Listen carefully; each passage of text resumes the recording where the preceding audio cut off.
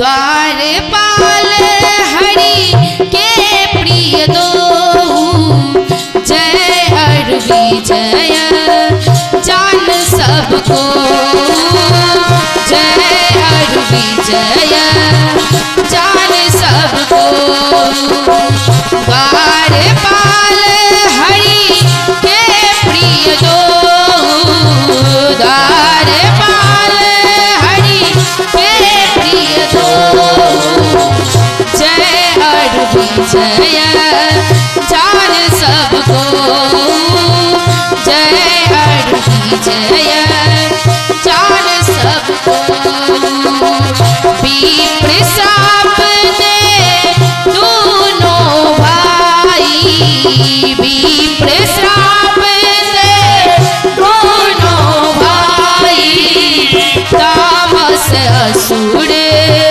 देह तीन पाई तामस असुर देह तीन पाई हरि बोल।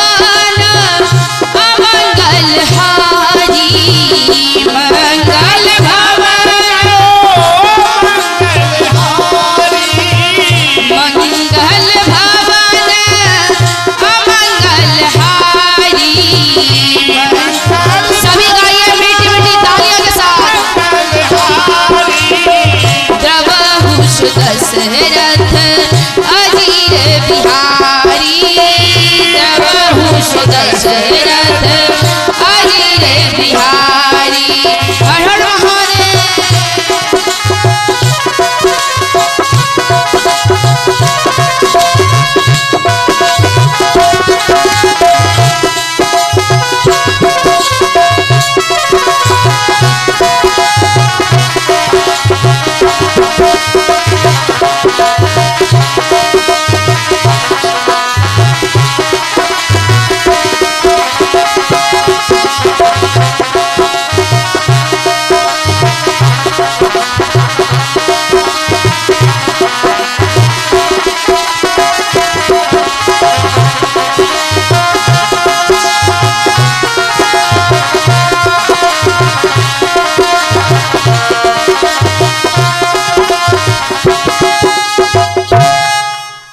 ब्रह्मा जी बताते हैं, हे देवताओं,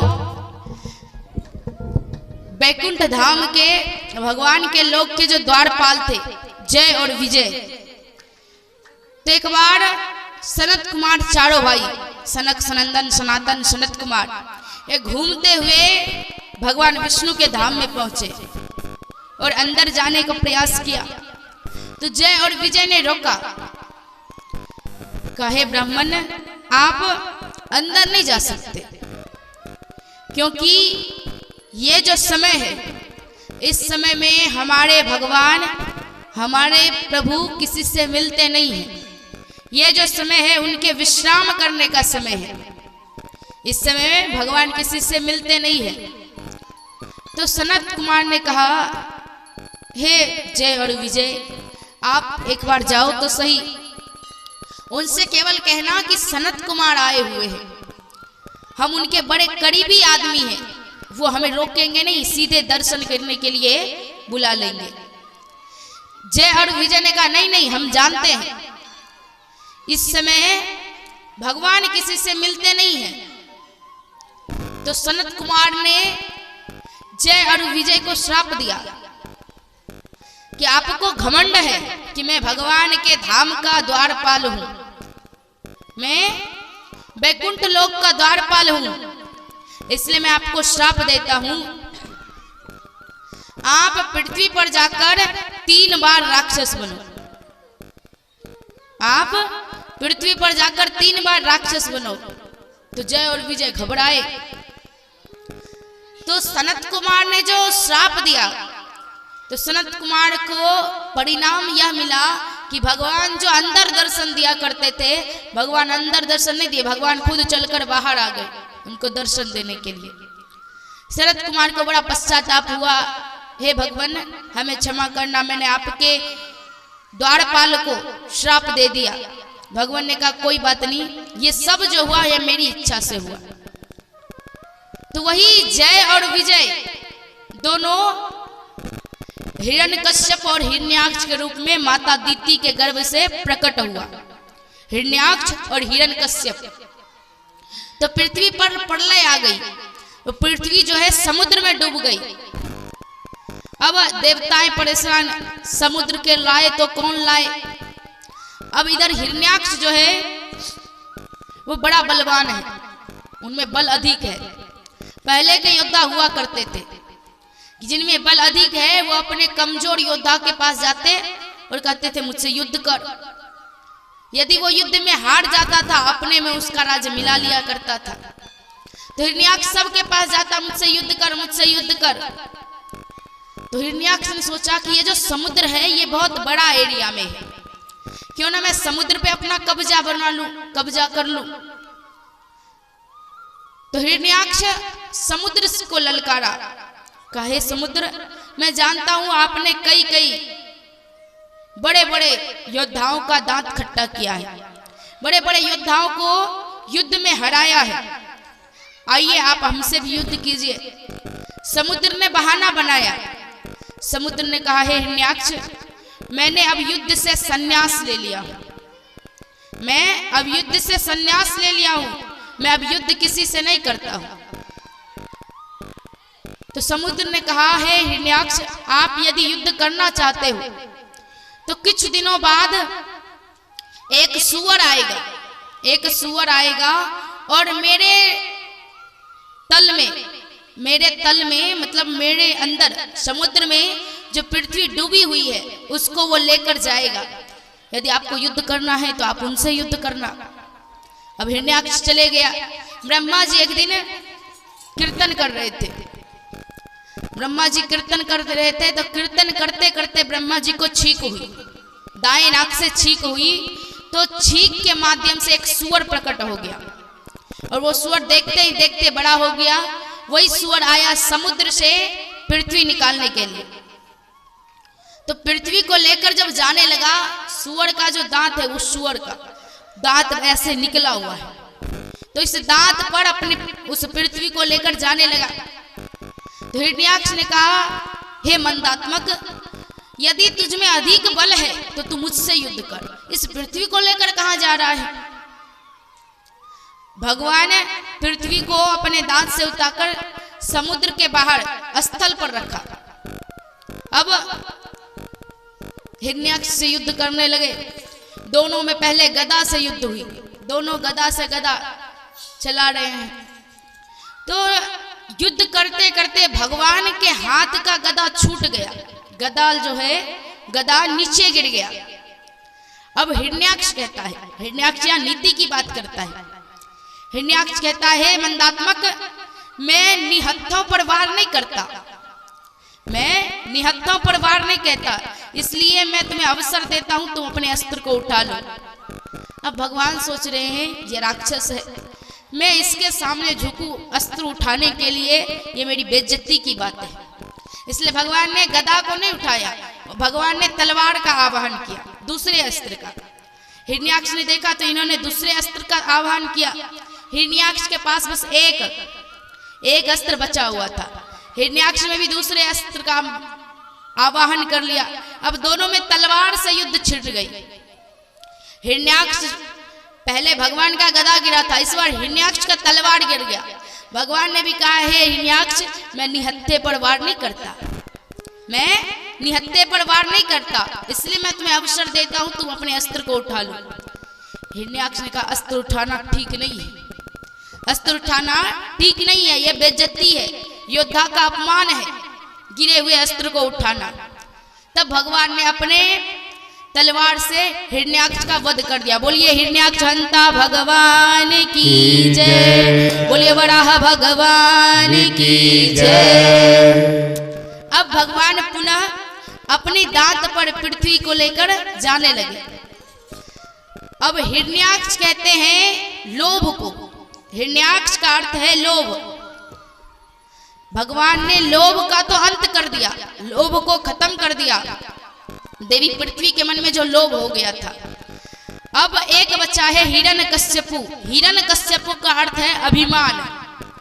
अब देवी पृथ्वी के मन में अभिमान उत्पन्न ले लिया। देवी पृथ्वी अब मन में सोच रही है, वाह मेरे बिना तो भगवान का भी कार्य नहीं बना, मेरे बिना तो भगवान का भी काम नहीं बना, मेरे कारण भगवान ने सूअर का रूप धारण कर लिया, मेरे कारण भगवान का भी काम नहीं बना, इसलिए तो भगवान ने मेरे लिए सूअर का रूप धारण करके चले आए मुझे समुद्र से निकालने के लिए। भगवान ने सोचा कि देवी पृथ्वी के मन में जो लोभ हुआ था, उस लोभ का तो अंत मैंने कर दिया, अब अभिमान बचा है, इस अभिमान का भी अंत करना होगा। कुछ दूरी पर चले तो आगे एक सुंदर सा बगीचा दिखा, वहां बहुत सारे पशु पक्षी कलरव कर रहे हैं, चिड़ियां चहचहा रही हैं। अब देवी पृथ्वी सोच रही है कि इस संसार में जो भी वृक्ष लगते हैं वो पृथ्वी पर लगते हैं, सत्य बात है। हम वृक्ष कहाँ लगाते हैं? पृथ्वी पर, भूमि पर। अब भूमि ही ना रहे तो हम वृक्ष कहाँ लगाएंगे? वृक्ष का छोड़ो हम कहाँ रहेंगे? अब देवी पृथ्वी सोच रही है, मैं जब समुद्र में चली गई तो ये सुंदर हरे भरे बगीचे कहाँ से नजर आ रहे हैं। देवी पृथ्वी के मन में, देवी पृथ्वी को रहा नहीं गया। देवी पृथ्वी ने पूछा, हे भगवान ये कौन सा स्थान है? मैं जब समुद्र में डूब गई फिर भी यहाँ पेड़ पौधे नजर आ रहे हैं। तो भगवान ने कहा, हे देवी सारे पूरे संसार में प्रलय आ जाए लेकिन ये जो स्थान है यहाँ कभी प्रलय नहीं आता, क्योंकि ये हमारा धाम है, ये हमारा घर है, अर्थात वृंदावन। तीर्थ का राजा जो है प्रयाग, जिसे आपने सुना होगा तीर्थराज प्रयाग, तो भगवान ने तीर्थों का राजा प्रयाग को बनाया। राजा बनाया तो सभी छोटे छोटे जो तीर्थ हैं, धाम हैं, वो उन्हें कर देने आते, टैक्स, जैसे आज हम लोग भी टैक्स दिया करते हैं। तो सभी छोटे मोटे तीर्थ जो हैं, धाम, वो तीर्थराज प्रयाग को टैक्स देने आते, कर। लेकिन वृंदावन कभी टैक्स नहीं देता। तो प्रयाग को बड़ा बुरा लगा। प्रयाग आए भगवान विष्णु के पास, प्रयाग आए भगवान के पास और कहा, हे भगवान यदि राजा नहीं बनाना था नहीं बनाते, यदि आपके मन में था कि प्रयाग को राजा नहीं बनाना है नहीं बनाते, लेकिन राजा बनाकर बेइज्जती करना ये कहाँ का न्याय है? आपने हमें राजा भी बना दिया और हमारी बेइज्जती कर रहे हो। भगवान ने कहा, मैंने क्या बेइज्जती की आपकी? अब प्रयाग कहता है, भगवान आपने मुझे तीर्थों का राजा बनाया, इस कारण मुझे सभी छोटे छोटे तीर्थ धाम आते हैं टैक्स देने के लिए, लेकिन आपका जो ये छोटा सा वृंदावन है वो आज तक कभी टैक्स देने नहीं आया, वो आज तक मुझे टैक्स देने नहीं आया। तो भगवान ने कहा, हे प्रयाग आप ये बताओ, आपको मैंने तीर्थ का मालिक बनाया, धाम का मालिक बनाया या अपने घर का मालिक बनाया? प्रयाग ने कहा, भगवान आपने तो मुझे तीर्थ का मालिक बनाया। कहने का तात्पर्य वृंदावन जो है वो कोई तीर्थ नहीं है, कोई धाम नहीं है। मैंने प्रथम दिन की कथा में कहा था कि जहां जहां जल का विशेष महत्व है वो तीर्थ माना जाता है, और जहां मिट्टी का विशेष महत्व है, मिट्टी का प्रधानता है, वहां धाम माना जाता है। तो वृंदावन जो है ना तीर्थ है ना धाम है। तब आप कहेंगे कि वृंदावन के बाद धाम क्यों लगता है? वृंदावन के बाद धाम तो वो कोई लगा देते, लेकिन वृंदावन का जो नाम लिया जाता है वो श्री धाम वृंदावन। आप अयोध्या का नाम लो, अयोध्या धाम, जगन्नाथ जी का नाम लो, जगन्नाथ धाम, लेकिन वृंदावन धाम नहीं, श्री धाम वृंदावन। अब वृंदावन जो है, ध्यान देना, पहले अंग्रेज लोग आया करते थे व्यापार के नाम पर, हमारे भारत आया करते थे व्यापार के नाम पर, और अब भी अंग्रेज आ रहे हैं हमारे भारत में। तो किस लिए वृंदावन आते हैं? घूमने के लिए। कई लोग कहते हैं पहले अंग्रेज आया व्यापार करने के नाम से भारत पर कब्जा कर लिया, अब धर्म के नाम से आता है फिर भारत पर कब्जा कर लेगा। ध्यान दे सज्जनों, हम भले पश्चात अपनी सभ्यता को भूलकर पश्चात सभ्यता को अपना रहे हैं, पश्चिमी सभ्यता को अपना रहे हैं, उन्हें देखकर टी शर्ट जीन्स, अपने पहनावे को छोड़कर दूसरे पहनावे को अपना रहे हैं। लेकिन वो विदेशी लोग हमारे वृंदावन धाम आकर, हमारे वृंदावन में आकर पुरुष लोग जो हैं वो कुर्ता और धोती, ढेका मारकर धोती पहनते हैं, हाथ में माला झोली लेकर हरे राम राम राम हरे हरे, हरे कृष्ण कृष्ण कृष्ण हरे हरे का मंत्र जाप करते हैं। वो विदेशी हैं, अंग्रेज लोग हैं, अंग्रेजी ज्यादा बोलते हैं, उनसे कृष्णा बोलने में नहीं निकलता, वो हरे भी सही से नहीं बोलते, वो हरे बोलते, हरे हरे राम राम राम हरे हरे, हरे कृष्णा। कृष्ण भी ढंग से निकलता नहीं, लेकिन बोलने का कोशिश तो करते हैं। आजकल के जो वृद्ध लोग हैं वो कहेंगे अपने पड़ोस से, हे भाई क्या बताऊं, मैंने अपने बेटा को इतना पढ़ाया, आज तक मुझे इंग्लैंड नहीं घुमाया, अमेरिका नहीं घुमाया। आजकल के लोग तरसते इंग्लैंड घूमने के लिए, अमेरिका घूमने के लिए, विदेश जाने के लिए, लेकिन विदेश के लोग हमारे भारत में आकर हमारी सभ्यता को अपनाते हैं।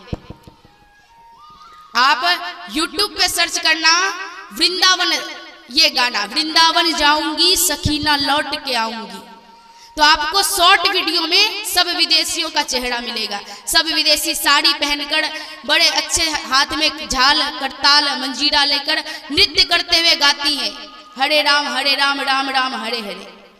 तो एक विदेशी महिला आई हुई है वृंदावन, बांके बिहारी के मंदिर में। ध्यान देना सज्जनों, वृंदावन में जितने भी भगवान थे सब भगवान भाग गए, सब भगवान भाग गए। ये बात सुनने में बड़ी अजीब लगी होगी, सब भगवान भाग गए, कैसे भाग गए? ध्यान देना, एक गोपाल जी का मंदिर था, एक गोपाल जी का मंदिर था। उस गोपाल जी के मंदिर में एक संत, सदगृहस्थ संत रहा करते थे, उनका नाम याद नहीं आ रहा है, एक सदगृहस्थ संत रहा करते थे। उनकी सेवा में एक ब्रह्मचारी जी रहा करते थे, मंदिर की साफ सफाई करना, पूजा आदि भोग सब लगाना। तो सदगृहस्थ संत जब मरने लगे, ध्यान देना, सदगृहस्थ संत का मतलब वो संत हैं लेकिन गृहस्थ जीवन में, वो गृहस्थ जीवन भी जी रहे, अर्थात उन्होंने विवाह किया है, उनके बच्चे भी हैं, लेकिन संत है, इन्हें सदगृहस्थ संत कहा जाता है। और ब्रह्मचारी जो विवाह नहीं किए, विरक्त है बचपन से, इसलिए उन्हें बाल ब्रह्मचारी कहा जाता है। तो ब्रह्मचारी जी उनकी सेवा में रहा करते थे। उस सदगृहस्थ संत का जब अंतिम घड़ी आया, अंतिम क्षण आया, जब वो गुजरने लगे, मरने लगे, तो ब्रह्मचारी जो उनका शिष्य था वो उस सदगृहस्थ संत का सिर अपने गोद में रखा और कहा, गुरुजी मेरे लिए क्या आज्ञा है, मेरे लिए क्या आज्ञा है? तो उस सदगृहस्थ संत ने कहा, हे ब्रह्मचारी, मेरा एक पुत्र है, एक पुत्री है। पुत्र तो किसी तरह कमा उमा कर अपना विवाह कर लेगा, अपना गुजारा कर लेगा, लेकिन पुत्री का मैंने अब तक विवाह नहीं किया, पुत्री का विवाह करना जरूरी है। तो हे ब्रह्मचारी, मेरी बस एक बात मान लेना, मेरी पुत्री से तुम विवाह कर लेना। ब्रह्मचारी जी ने तो प्रण किया था कि मैं विवाह नहीं करूंगा, लेकिन गुरु जी ने कहा तो उनकी आज्ञा शिरोधार्य है। अब उस गृहस्थ संत का शरीर पूरा हो गया, वो गुजर गए, बड़े अच्छे से श्राद्ध कर्म किया ये ब्रह्मचारी जी ने। अब ब्रह्मचारी जी गुरु जी के गांव जाते हैं, गुरु जी के गांव गए, उनके घर में गुरु जी के पुत्र मिले, उनके पुत्री मिली। तो गुरु पुत्रों ने पूछा, कहिए आप कौन हैं, कैसे आना हुआ? तो ब्रह्मचारी जी ने कहा कि हे भाई, मैं आपके पिता का शिष्य हूं, ब्रह्मचारी जी। कहिए मेरे पिता क्यों नहीं आए? तो ब्रह्मचारी जी ने कहा कि आपके पिता गुजर गए, तो आप यहाँ किस लिए आए हो? मेरे पिता जब गुजर गए तो आप यहाँ किस लिए आए हो? तो उनके पुत्र ने कहा, ब्रह्मचारी जी ने कहा, हे भाई, आपके पिता जब गुजर रहे थे उन्होंने मुझसे कहा कि मेरी पुत्री से आप विवाह कर लेना, मेरी पुत्री से आप विवाह कर लेना। अब वो जो सदगृहस्थ ऋषि का संत था, सदगृहस्थ संत का जो पुत्र था, वो कहता, मैं कैसे मानूं? मेरे पिता ने आपको कहा है मेरी बहन से विवाह कर लेने के लिए, कोई साक्ष्य बताओ, प्रमाण बताओ। नहीं तो ऐसा भी हो सकता आपने मेरे पिता की हत्या कर दी होगी और आप आ गए हो मेरे बहन से विवाह करने के लिए, इसलिए मैं ऐसे विवाह नहीं कराऊंगा। कोई साक्ष्य दिखाओ, प्रमाण दिखाओ, तब मैं विवाह करा दूंगा। अब वो ब्रह्मचारी जी सोच रहे हैं कि वैसे तो मेरी कोई इच्छा नहीं है विवाह करने की, लेकिन गुरुजी ने कहा है, तो गुरुजी ने मुझे कहा था, अब साक्ष्य में इसे क्या दूं?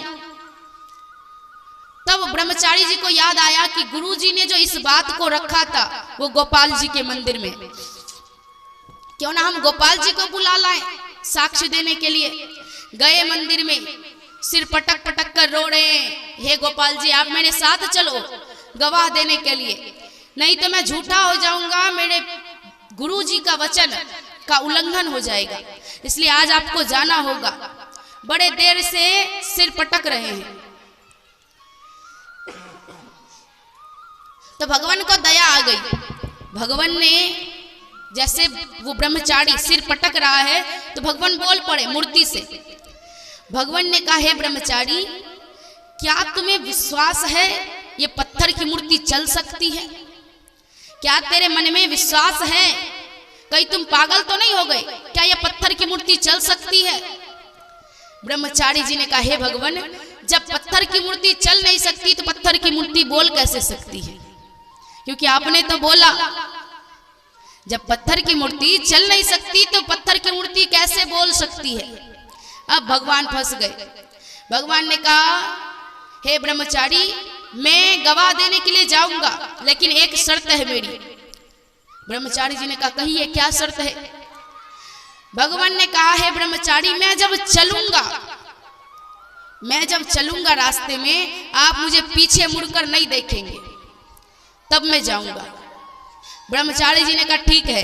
भगवान ने कहा, जहां आपने पीछे मुड़कर देख लिया मैं वहीं रुक जाऊंगा, वहां से न एक कदम आगे बढ़ूंगा ना पीछे आऊंगा। अब ब्रह्मचारी जी आगे